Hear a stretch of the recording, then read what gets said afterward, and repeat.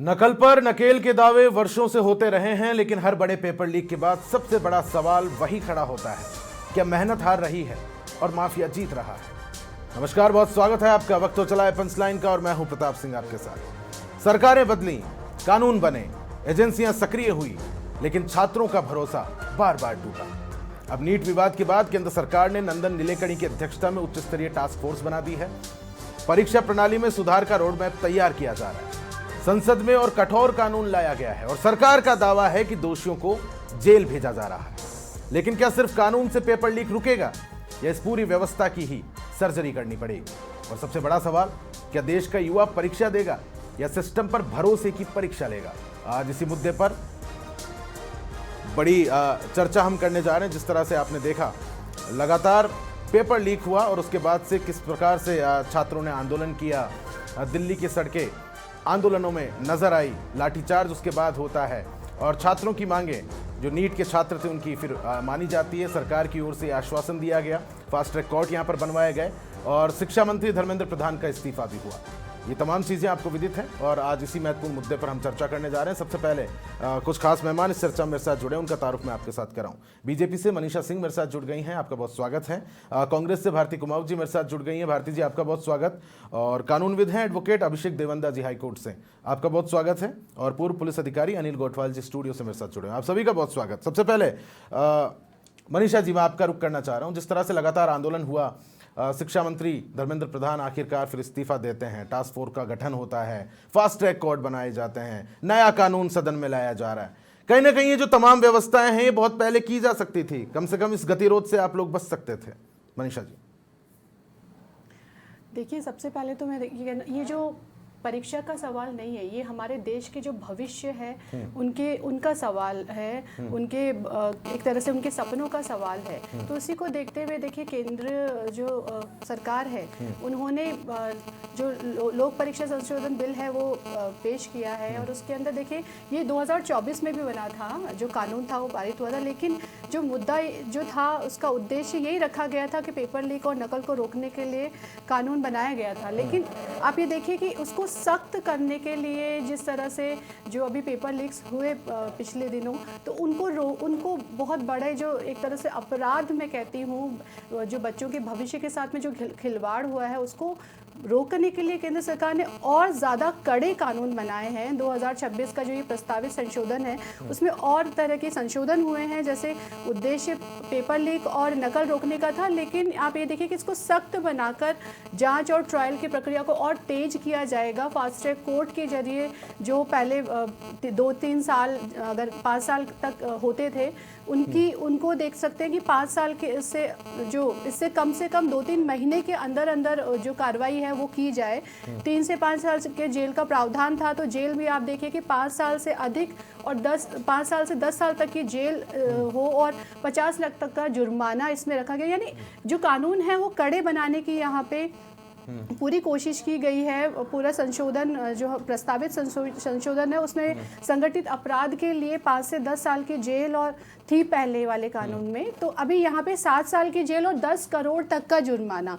सुनवाई भी पूरी करने के लिए यहाँ पे आप देख सकते हैं कि समय सीमा नहीं थी पहले 2024 के कानून में, लेकिन अभी देखते हुए कि समय सीमा तय हुई 2 महीने के भीतर आप देख सकते हैं कि ये अनिवार्य होगा। और सुनवाई की बात करते हैं तो इसमें भी समय सीमा नहीं थी, यहाँ पे चार्जशीट दाखिल होने के 3 महीने के भीतर होगा। स्पष्ट प्रावधान नहीं था फास्ट ट्रैक कोर्ट का, लेकिन अब देखिए माननीय नरेंद्र मोदी जी ने जो छात्रों को बिल्कुल एक तरह से, आप देखिए कि जो राज्य सरकारें हैं, जो केंद्र शासित प्रदेश है, उनमें फास्ट ट्रैक कोर्ट को बना सकेंगे सब लोग और उस पर कार्रवाई कर पाएंगे। तो ऐसे विशेष टास्क फोर्स की बात भी बहुत ज़्यादा अभी देखिए उसमें आ रही है, क्योंकि हाई पावर कमेटी बनाई जाएगी जिससे भी एक तरह से ज़रूरत पड़ने पर STF बनाकर, और आप देख सकते हैं कि जांच हो सकेगी और कड़ी सरकार के स्तर पर कुल मिलाकर तमाम चीजें ये की गई हैं कि भविष्य में पारदर्शी जो परीक्षा है वो संपन्न हो पाए। भारती जी मेरे साथ जुड़ी। भारती जी, राहुल गांधी भी लगातार छात्रों के पास पहुंचे थे उनको संबल देने के लिए। हालांकि ये और बात की सत्ता पक्ष की ओर से कहा जा रहा था कि इस मुद्दे को लेकर आप लोग राजनीति कर रहे हैं। बहरहाल इससे इतर में जा रहा हूं, फास्ट ट्रैक कोर्ट बना दिया गया, सख्त कानून है, टास्क फोर्स गठित कर दी गई है, अब तो समर्थन करेंगे आप भारती जी? देखिए, सरकार आज नया कानून लेकर तो आई है, लेकिन देश के छात्रों का सवाल है कि पेपर लीक होने से पहले सरकार की जिम्मेदारी कहाँ थी। शिक्षा मंत्री से इस्तीफा लेना पड़ा। 2.5 महीने से संघर्ष जारी था जब से पेपर लीक हुआ। और 2024 में भी जो इसरो के अध्यक्ष थे डॉक्टर राधाकृष्णन जी, उनकी अगुवाई में भी एक समिति बनाई गई थी जिसकी 101 सिफारिशें आज तक लागू नहीं हुई है। यहाँ तक कि एनटीए का महानिदेशक भी सरकार लागू नहीं कर पाई थी। सरकार अभी भी अपनी जवाबदेही से बचना चाह रही है। नहीं, आज तो सदन में बिल ला दिया गया ना भारती जी।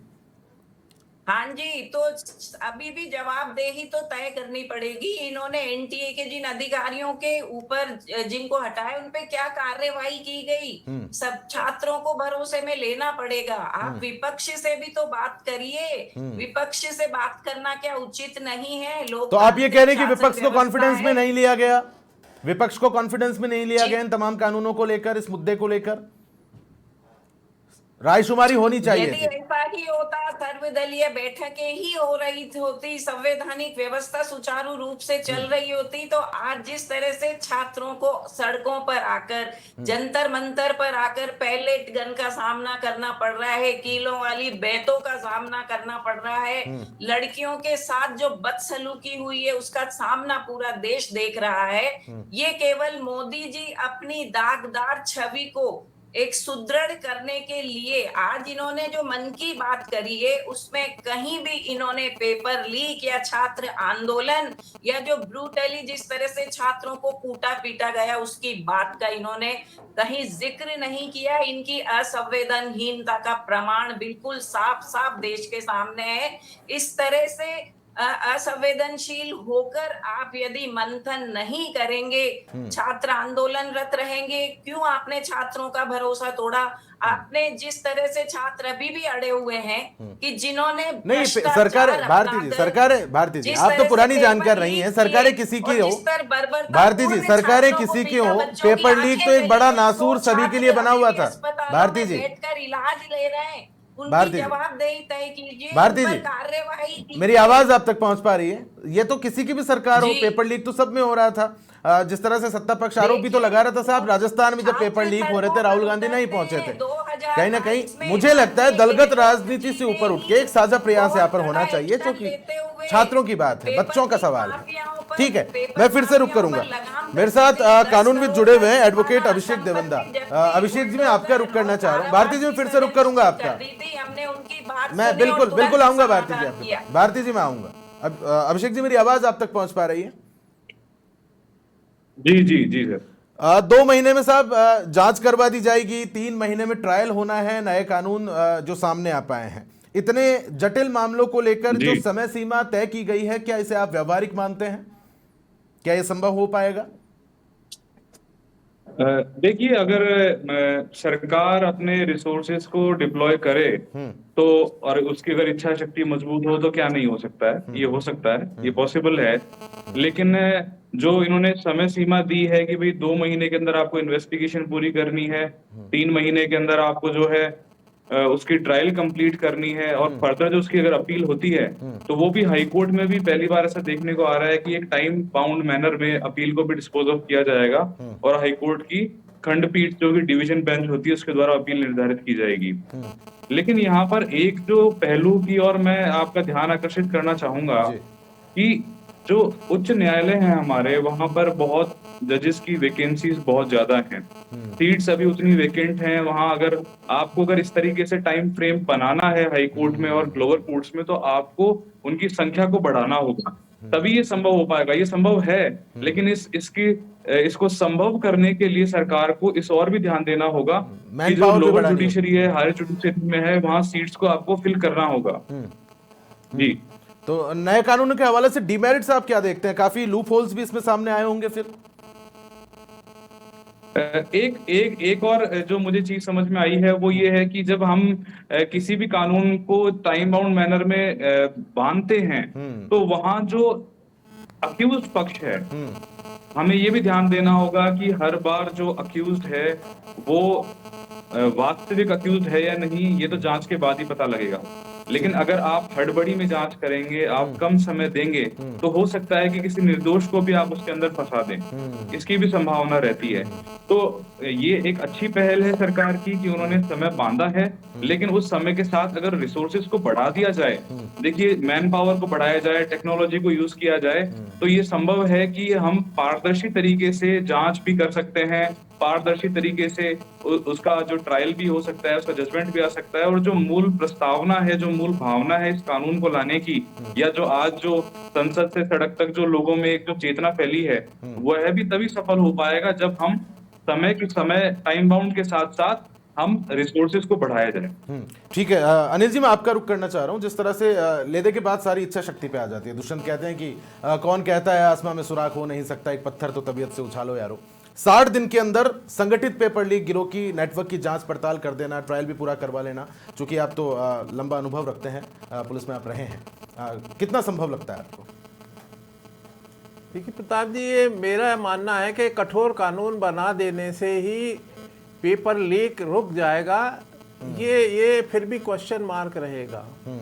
उसके साथ साथ हमें और भी चीज़ों के ऊपर ध्यान देना है। सरकार ने एक कमेटी जो बनाई है, ये कमेटी जो सुझाव देती है उसके ऊपर अमल करना है। पिछली बार भी इसरो के चेयरमैन राधाकृष्णन जी की कमेटी बनाई थी, उन्होंने सुधारों के ऊपर कुछ टाइम बाउंड किए थे और कुछ लंबे समय के। तो उन्होंने ये कहा था कि जो नीट की ये है, इसको पूरा ही चेंज करना पड़ेगा। इसका एनटीए जो है, इसके अंदर आउटसोर्सिंग बहुत ज़्यादा है। आउटसोर्सिंग को आपको कम से कम परमानेंट एम्प्लॉयज़ के साथ में इसको करना पड़ेगा संस्था को, ताकि हम जो डिजिटल कंप्यूटर बेस्ड जो डिजिटल एग्जामिनेशन कराने के हैं, वो सुविधाएं हमारे को देनी पड़ेगी।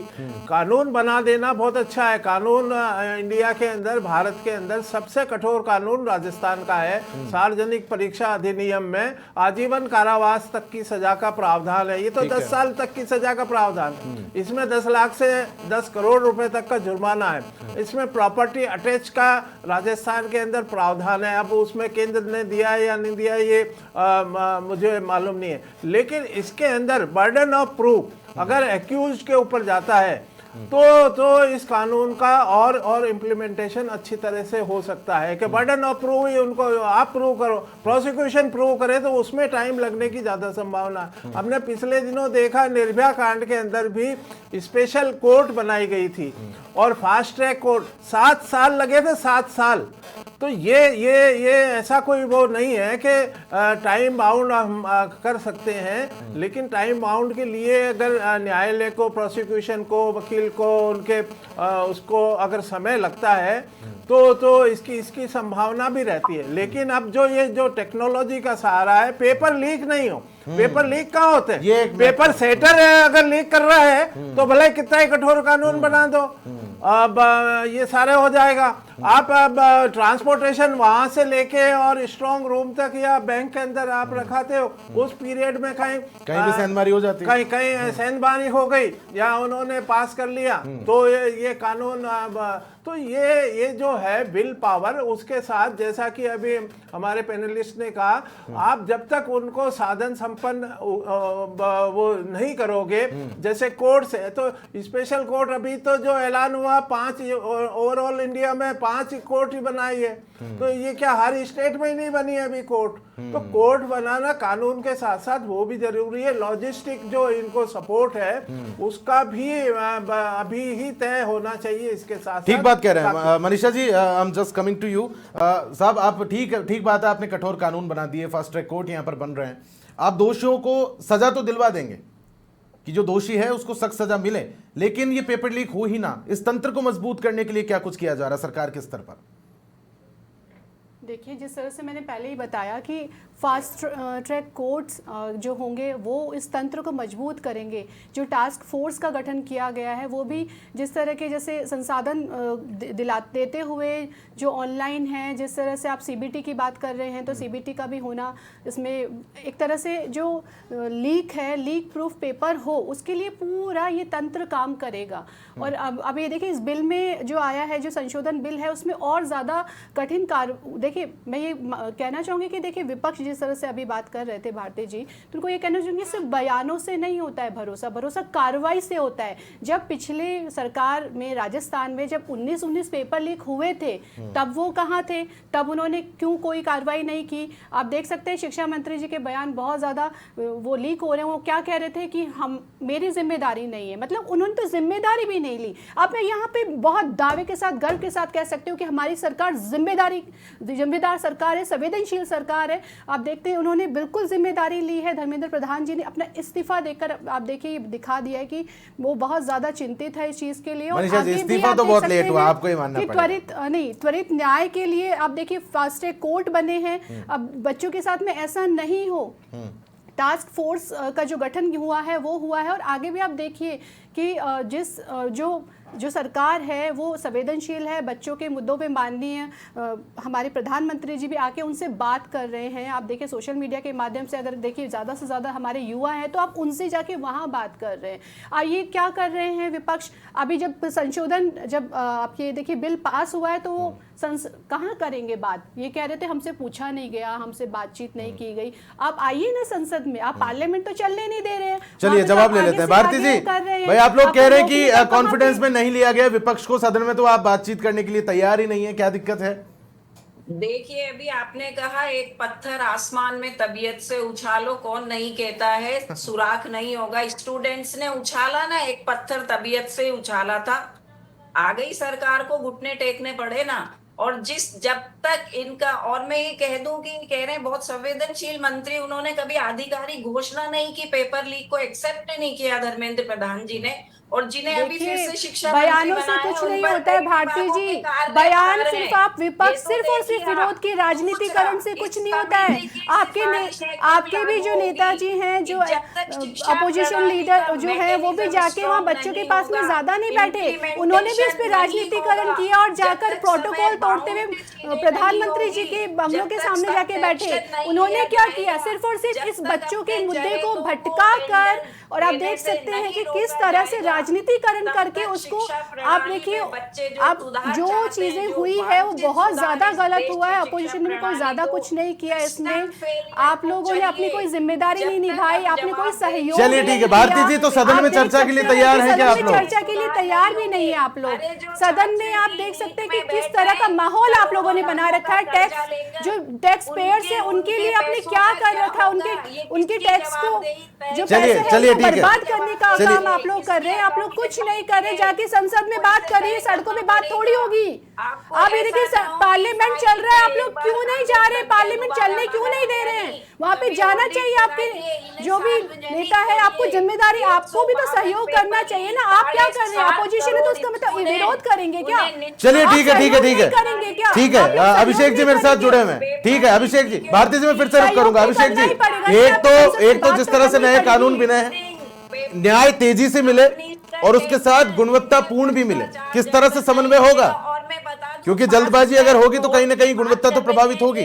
अभिषेक जी, भारती जी मैं फिर से रुक करूंगा, अभिषेक जी को अपना जवाब देने दीजिए। भारती जी जी, अभिषेक जी सीबीआई की तरफ से कोई पहुंचा नहीं और उसकी सुनवाई 3 अगस्त। ठीक है भारती जी, मैं फिर से रुक करूंगा आपको। ठीक है भारती जी ठीक है, बिल्कुल बिल्कुल भारती जी ठीक है। अभिषेक जी आप अपनी बात जारी रखें। जब तक संवेदनशीलता नहीं बरती जाएगी छात्रों, अभिषेक जी जारी रखें आप अपनी बात। क्यों आप बार बार सड़क पर लाठी डंडे भांजने के लिए बुलाते रहे? मैं कह रहा हूं जिस तरह से नए कानून बने हैं कि साहब न्याय तेजी के साथ मिले और गुणवत्तापूर्ण भी मिले, तो कहीं ना कहीं जब जल्दबाजी होगी तो गुणवत्ता प्रभावित होती है अक्सर कानूनों के अंदर, तो किस तरह से समन्वय होगा?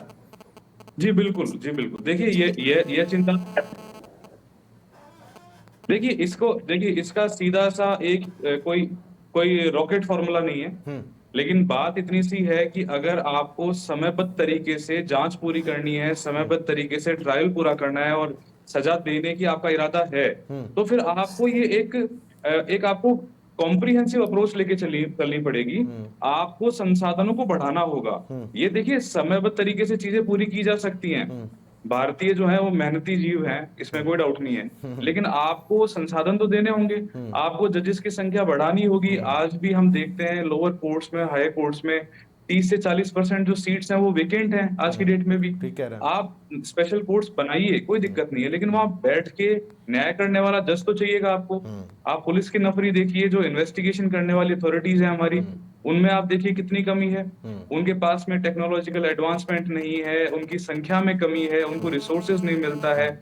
जब तक आप इन अच्छा अभिषेक जी, अपील के लिए 30 दिन की समय समय सीमा दी गई है। अपील करने के लिए 30 दिन की समय सीमा गई है, यहाँ पर दी गई है। तो इसको किस तरह से देखते हैं? न्याय के सिद्धांत के अनुरूप आप मानते हैं 30 दिन?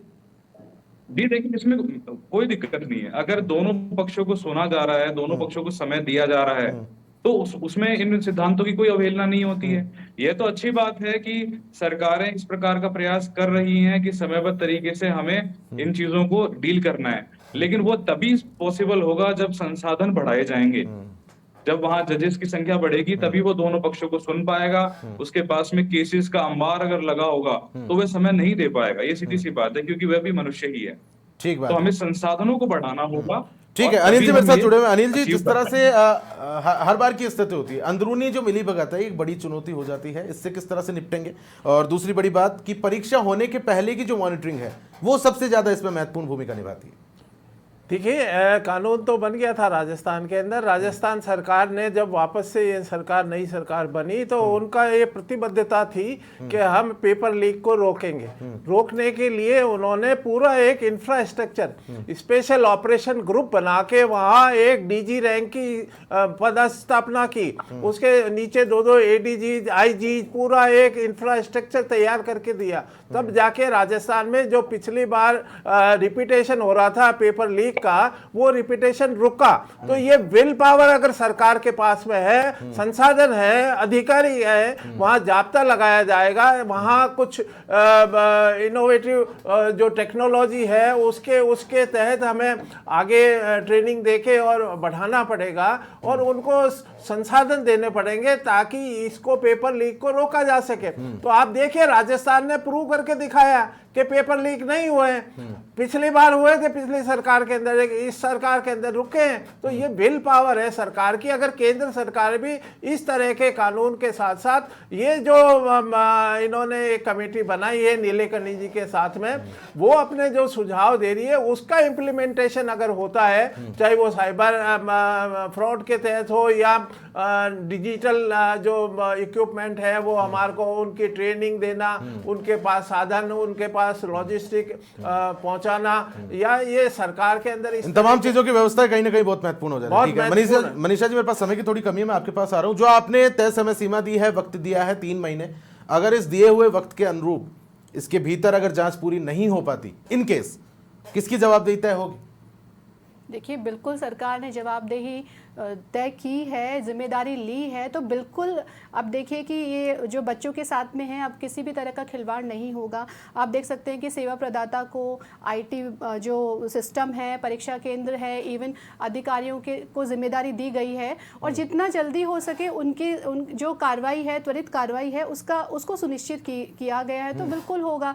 और यहाँ पे अगर हम बात करते हैं पारदर्शिता की, तो इसके महत्व को सरकार ने जाना है, जिम्मेदारी ली है। आप देखिए कि उन्होंने हर चिंता का ठोस कदम उठाया है। और आप देखिए, जिस तरह से भी कहा उन्होंने कि राजस्थान में आप 400 के लगभग पेपर हुए, लेकिन एक भी पेपर लीक नहीं हुआ। तो जिस तरह से राजस्थान में काम हुआ है, वैसा हर जगह काम होगा, ये सुनिश्चित किया जाएगा। विलपार की जहां तक बात है, अब तो डबल इंजन की सरकार है, मेरे ख्याल से दिक्कत नहीं होनी चाहिए। भारती जी कुछ जोड़ना चाह रही है मेरे ख्याल। भारती जी संक्षिप्त में, देखिए, भारती जी को तो मुझे लगता है कि कुछ कहना भी नहीं चाहिए। जिस तरह से उनकी सरकार में पेपर लीक हुए थे, तो उनको तो हक बनता भी नहीं है बोलने का। पेपर लीक के मामले में तो बिल्कुल भी नहीं बनता है। पेपर अभी लीक हुआ है हाल बिल्कुल नहीं। आप देखिए 400 के, आप बता दीजिए, मतलब विरोध की राजनीति मत करिए, आप दिखाइए ना, आप जाइए कोर्ट, आप ये देखिए, आप जाइए कोर्ट, बिल्कुल त्वरित कार्रवाई होगी। जीरो सरकार जो राजस्थान की है ना, वो भारती जी, कहीं ना कहीं सरकार का, सत्ता पक्ष का ये कहना है कि साहब आप जो विरोध कर रहे हैं वो सड़कों पर क्यों किया जा रहा है, सदन में बातचीत करने के लिए आप लोग क्यों नहीं पूछ रहे? खैर, मेरे पास समय की थोड़ी कमी है,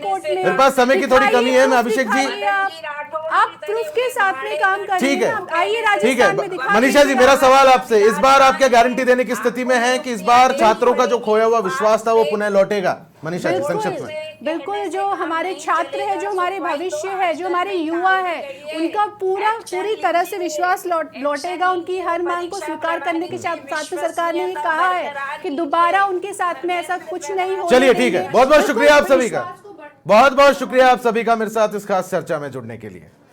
तो फिलहाल के लिए पंचलाइन में इतना ही। नमस्कार।